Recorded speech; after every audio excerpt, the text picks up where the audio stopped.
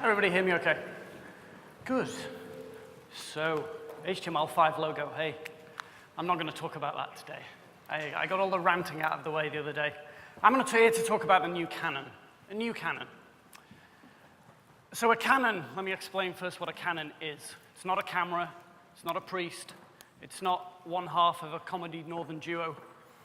It is a set of principles and guidelines that are kind of a bunch of rules, really. So we live in a world that is governed by these rules. They've been around for thousands of years, literally. And we've had time to grow to comfortably and completely ignore them. But today I'm going to talk about these canons and why I think we need a new canon for web design, specifically web layout. So there are three aspects to the new canon, I believe. The first one of which is response. So Dan talked a little bit about responsiveness. I'm going to do the same. But before I get onto that and talk about responsive design in a bigger sense, not architecture, not web design, but generally responsive design, I'm going to talk a little bit about a very interesting theory that I keep on kind of coming back to. The more I think about this stuff, the more I end up in this place and not much further beyond that. So there's a guy called Andy Clark, not the guy who's going to talk this afternoon. Another bloke in Edinburgh. He's a professor in philosophy. And he wrote a really great book and a bunch of papers on this idea of outing the mind. So the basic premise is that we as society cannot, as people, human beings, cannot function without the stuff around us. Because all of the stuff around us cannot be contained in a person's head. So throughout thousands of years, what people have done, what you and I do every day, is that we think about something, and then we offload it out of our brain, and we put it in a thing. So we don't have to think about it again, because that thing will tell us what to do. Calculators, computers, design systems, the whole lot. A great example is, okay, now be honest, who in the room is not aware of the Apollo 13 story? No hands. Well, I'm going to explain it anyway, because it's a great story. Everybody loves space. So they blasted off to the moon, you know, and I think it was about 3/4 of the way there. Jack Swigert went to stir the oxygen tanks, which was a very routine procedure. You know, he flipped a switch or a dial or something like that. He didn't manually get a big spoon out. And the side of the aircraft, the spacecraft blew apart, venting oxygen into space. They were in real trouble.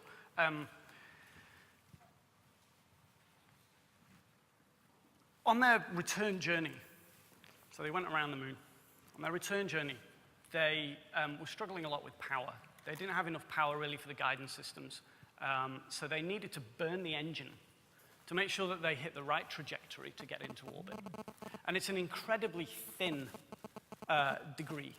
It's something like 0.2 degrees or something crazy like that. It's like it's like me running to the end of the room and making sure that I get a pin right in my eye as fast as I can. It's like, it really is tiny, tiny degrees, like a piece of paper, almost. And Jim Lovell had to burn the engines manually to do this. He had to steer, he had to burn the engines for a set amount of time. To do this was quite scary maths involved, right? They had to work out what angle, how long they had to burn it for, what trajectory they needed. So anyway, I've got a quote here. He says, "Okay, Houston, check me. I've completed these gimbal conversions, but I need a double check on the arithmetic. The roll cal angle is -2 degrees. The command module angles are 355.57 degrees, 167.78, and 351.87. Right, pretty scary. Back in Houston, a whole room of crazy, clever engineers all got out slide rules. Not one of them did the calculation manually because they didn't have to. They didn't have a slide rule in space. But at some point, somebody had done all this thinking and put it in a slide rule so that we don't have to do it. We can be dumb.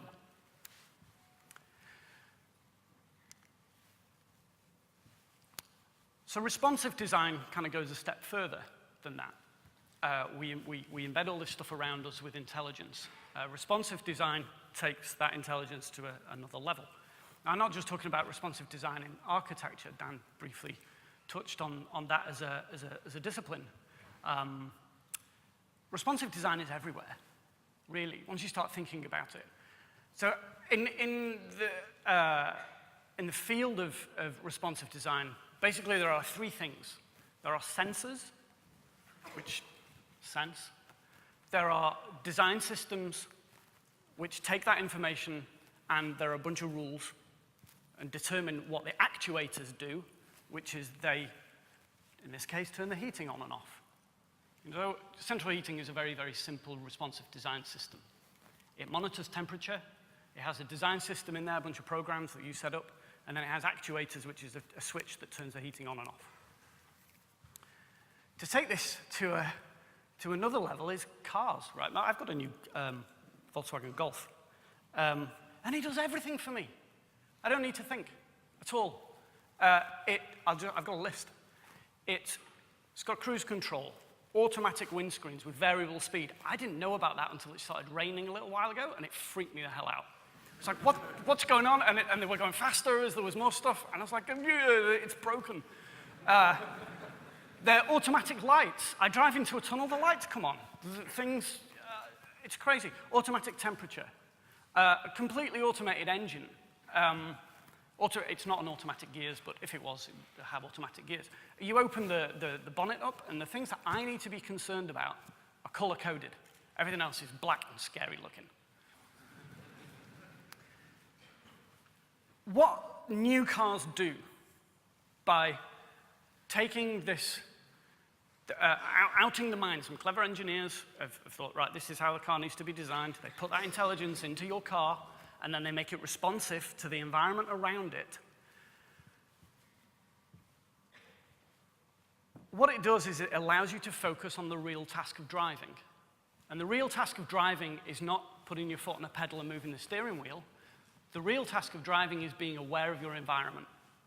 It's being aware of the nutter in the white van and the lady with the pram or the line of pensioners at the bus stop. That's what driving is.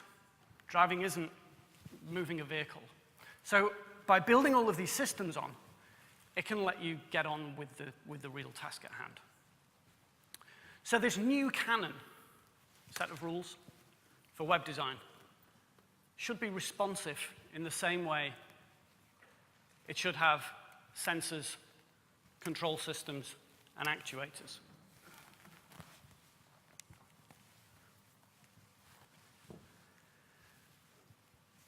Connectedness is something that really interests me. Probably because my father is an architect. I wrote a little piece in that newspaper, and I mentioned it in the start of it, that he was always telling me when I was a kid to walk around with my head in the clouds. Not literally in the clouds, but looking at the buildings around me, because you miss everything at eye level. Every city, especially in this country, looks like every other city. It's kind of homogenized nastiness. If you look up, you will see the most beautiful brick architecture. You'll see wonderful stone, crazy ass gargoyles, loads of stuff. You miss it. You miss everything. Connectedness is something that's very prevalent in architecture and town planning. It's pretty much everywhere, but it goes deeper than that. It goes much deeper. So the Egyptians designed their built environment, their whole built environment, based upon the units of measurement called a cubit. And the Egyptian hieroglyph for a cubit was a forearm. It was based on the sort of forearm. And then it was broken down into palms and digits. They had a connectedness with their built environment physically because the units of measurement were defined by the human form. And our imperial measurement, yard, feet, inch means thumb. That unit of measurement was defined by the human form. It wasn't until is anyone French? Oh, okay, pesky French came along. There's only one of them, it's all right. Sorry. They came along in the French Revolution and introduced the meter. And it was around that time that there was a big swing to metric systems of measurement to help science, really. That was the idea. But they introduced the meter, which incidentally changed in 1986. It used to be a millionth of the circumference of the Earth, but then it changed to being how far light travels in a vacuum over a given amount of time. I can't remember what it is. I kind of lost interest at that point, to be honest.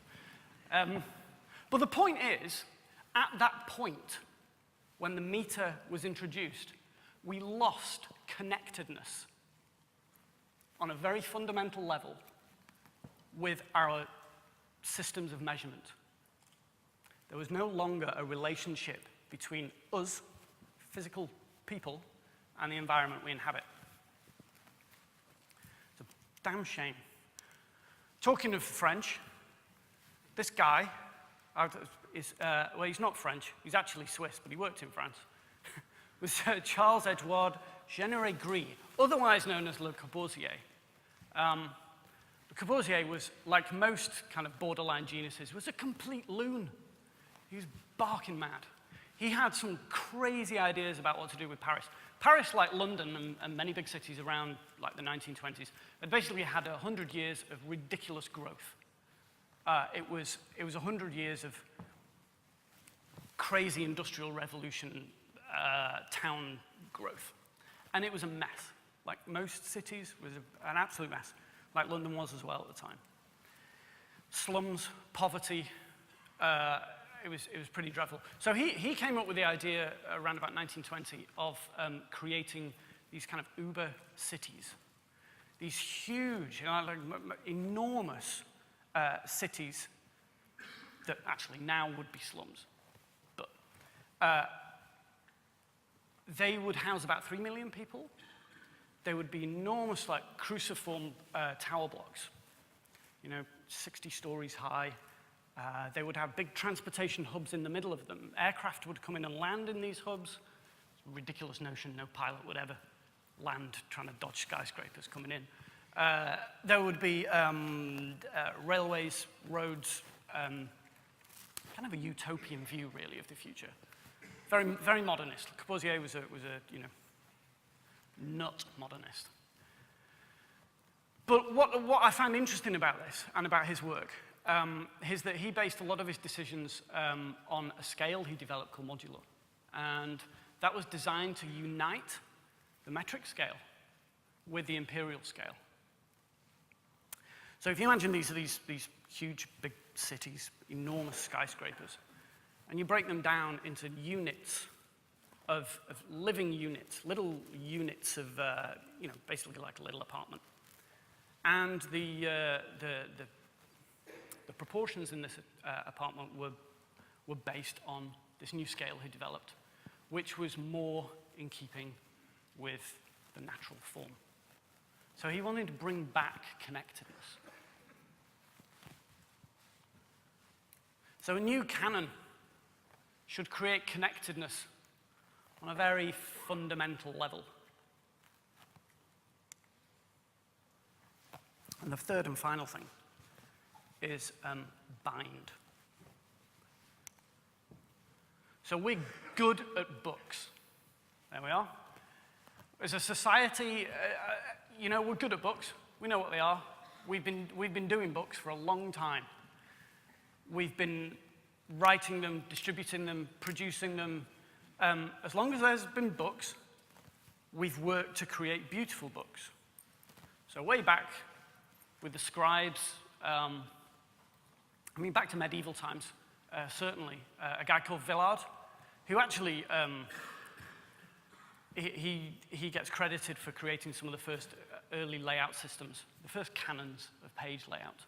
Actually, it wasn't really him. They kind of emerged, and he was the first one really to survive the rigors of history, to be credited with it.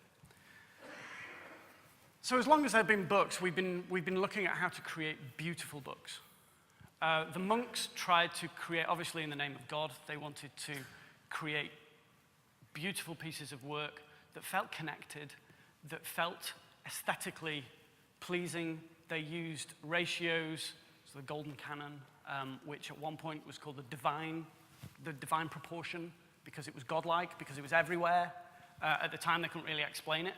It was just like, whoa, it must be God. So we've done that for a long time, and out of that came, can you see the orange lines on there? I'm not sure, it's a bit, yeah, no? I can't really see them from here. Sorry, there are some orange lines on this. These are the canons of page construction. This is where the word canons come from. So there are 4 canons of page construction, all designed to create the perfect book. Jan Schickhold, in his manifesto in the 1920s, said that the rules to create perfect books have been around a long time, and there is no reason to deviate from them. We need to bring them back to life. There's a lot of thinking that has gone into these. There's a lot of outing the mind that has gone into creating these. Create the most perfect text block from which the text can inhabit on the page, that is related to the page. And what that does is it creates a binding of the content to the physical object. A very important thing for books, because you hold them, you smell them, they're very tactile objects. I don't know if I think books are very precious things. Maybe that's just me, because I learned book design. But as soon as I get a book, it's tactile, it feels, you can smell it. You don't get that feedback from the web. This is one of the scary things about electronic books, is there is not that level, that deep feeling of being connected to the content you're reading. And like I said at the start of this talk, it's because we've become blissfully unaware of these rules that have been put in place to create that binding, create that connectedness. So where does this leave us with web layout, right? So all of the page canons, all 4 of them, start their basis on the notion of working in from an edge of a page. They use the edges, and then they come inwards to create the perfect, ratio to the page. So that's what the connectedness is. Right, but on the web, there is no page. There are no edges. We've made them up. For the past 15 years, we've been designing and laying out websites to a best fit of a page. We've been creating edges. And going forward, designing layouts on the web, we have to abandon this notion of an edge. There aren't any. And with web moving, proliferating out over such a wide variety of devices and screens, we cannot, in good conscience, continue that practice. We can't do it. I think we'd be failing as designers to not take that into account. We cannot make up edges anymore. So what do we do? And I do apologize for this slide, because you can't see it, but I'll explain it. We work with what's knowable. That's the first thing. We work with what we know. And what we know is that we have content. So we define our grid from our content, and we work content out instead of edges in, canvas in, because there are no edges, there is no canvas. So the new canon should bind the content to the device.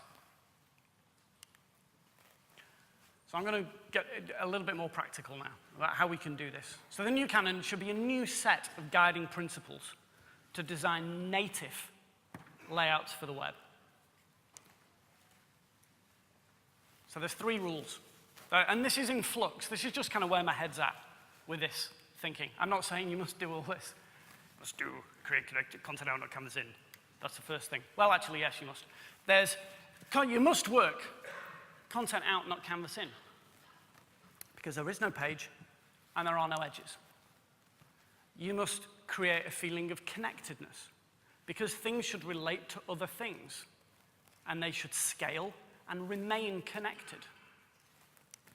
And the third thing is that you should bind the content to the device and create a connectedness between the words and the object, and embrace reflow. Now, all very good, but what does this mean practically? Right, well,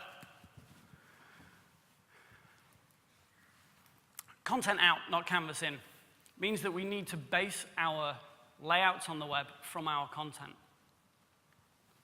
That means that if you're using ad units, that you use the ad unit as the base size for your columns in your grid. If you've got legacy images, legacy content, you know, the web's been around a long time. Quite often, we're not designing with completely new stuff anymore. There's always old stuff that needs to go in there. So you need to look at that old stuff and try and find a constant. And it's that constant that then needs to scale to create the columns in the grid. We need to create connectedness. And to create connectedness, we need to do a couple of things. I think we need to abandon pixels because they're an absolute measurement and they don't relate to anything. And they're too broad and varied. To create connectedness with your content, use M's, because an M is a direct relationship to the type that you're viewing. There's a very, very fundamental connection there. All good book design, the measure is determined by M's. The measure is the width of the type. All of the hierarchical type sizes are related to M's. They're all connected. Everything is connected and bound. If you don't work at that very, very base level and work outwards, the connection is lost. Pixels don't mean anything in typography. Not a thing.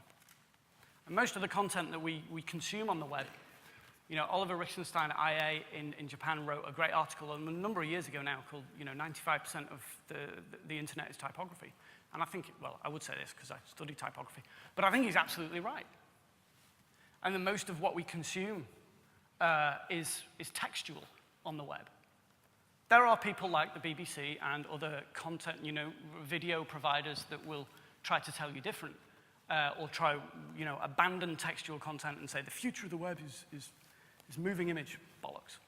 The future of the web in content is like the history of content that was just in books. It's now just in a different form.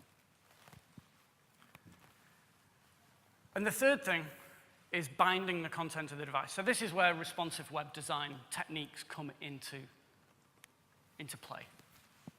We use media queries and other techniques to make sure that our content fits and is bound to the device.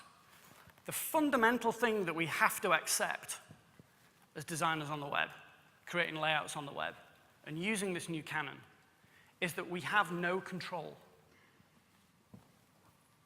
Designers are schooled. Who went to design school?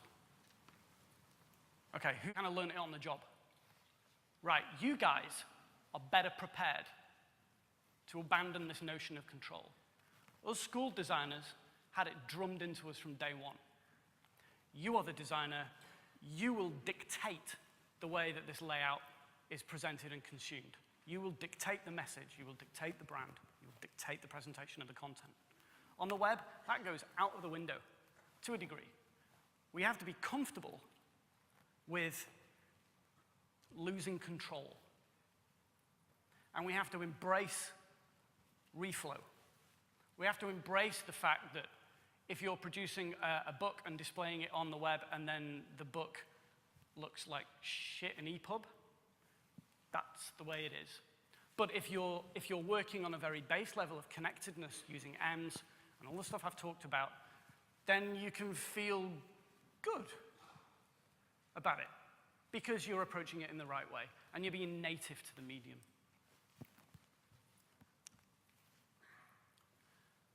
So we need a set of principles designed to respond, connect, and bind content on the web, whatever the device, to create native web experiences. Web experiences that don't take what works in one medium that is 2,000 years old and is really, really hard to shed, actually. We've only been doing this 15 years tops. We've got 2,000 years worth of baggage. You know, we need some serious therapy. This is kind of what this is. Right? We need to get rid of all of that. And we need a new way of thinking. And we need a new canon, a new set of principles on which to inform our design process. So with that, I'm about 5 minutes early. So thank you very much.